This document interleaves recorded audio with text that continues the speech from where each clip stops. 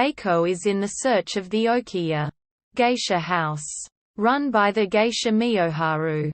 As she approaches the screen doors, she witnesses an exchange between Miyoharu and a client.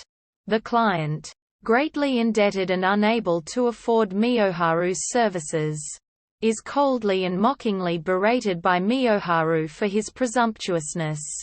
Enraged by the sudden demise of her affected desire for him and her mercenary attitude, he tries to assault her but is thwarted and summarily evicted by Miyoharu's servants. As he sees the client off the premises, one of the servants finds Eiko at the door and invites her inside. In supplication, Eiko reveals that the death of her mother has left her at the mercy of her uncle, who demands that Eiko repay the debt incurred by her mother's funeral expenses by rendering sexual services to him. She pleads with Miyoharu to take her on as a Maiko apprentice geisha. Miyoharu attempts to dissuade her, on the grounds that life as a geisha is difficult and the training exceptionally arduous. But in the face of Eiko's determination, she finds sympathy for the girl's situation and concedes. She sends her servant to procure the formal consent of Eiko's father, a struggling businessman, but he refuses to grant permission on the grounds that Eiko has shamed him by choosing to enter her mother's profession. Eiko has achieved the necessary level of training to be formally introduced as a Maiko under her professional name Mioei, in order to make the arrangements for her debut. Okimi, the proprietor, grudgingly assents to assist her with the money. In Okimi's tea house, the two geisha are seated with Kusada and his associate, who are in the process of convincing a manager on the verge of promotion to the directorship of another prosperous company. Kanzaki is instantly taken with Miyoharu and strokes her arm during a subsequent dance recital, performed by other attending geisha.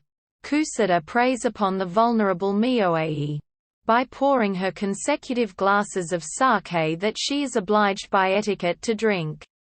Despite Miyoharu's remonstrations, Mioei asks her instructor about her rights as set out under the post-war constitution, and on her rights should a client desire to force himself upon her.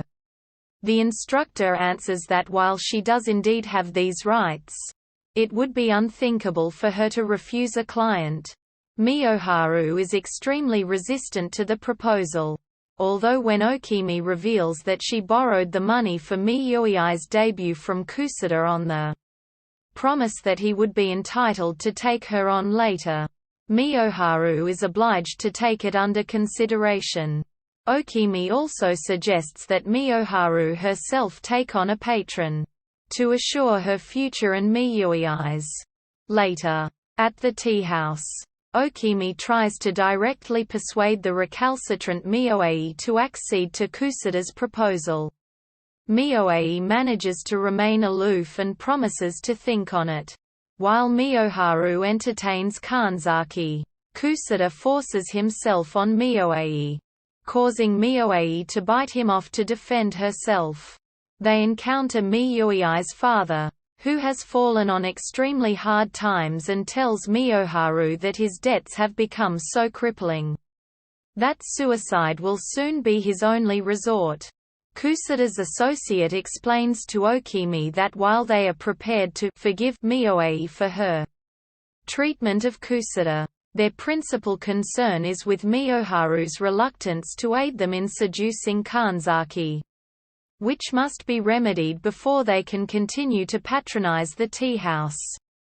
Okimi arranges a meeting with Miyoharu, who she sharply criticizes for her insolence in thwarting a client's desires and demeaning her profession. Okimi flaunts her influence over Miyoharu, threatening to cut off her custom.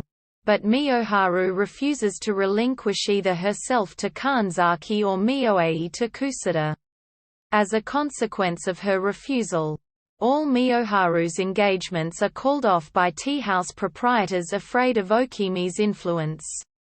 Despite district regulations prohibiting the inhibition of other establishments' custom by anyone. Proprietor Miyoi's father, in a pathetic state, also pays Miyoharu a visit as his last recourse to secure a loan and save his life from his debtors. While highly critical of his hypocrisy in seeking assistance from the earnings of the daughter he disowned, she offers him her last remaining possessions. Despite Miyoharu's support for her actions to defend her rights and insistence that she maintain her dignity, Miyoei defies her and presents herself to Okimi to be taken to Kusada. Okimi is obliged to call Miyoharu to obtain her formal consent, which Miyoharu denies. Miyoharu returns to the Okiya laden with gifts for Miyoei.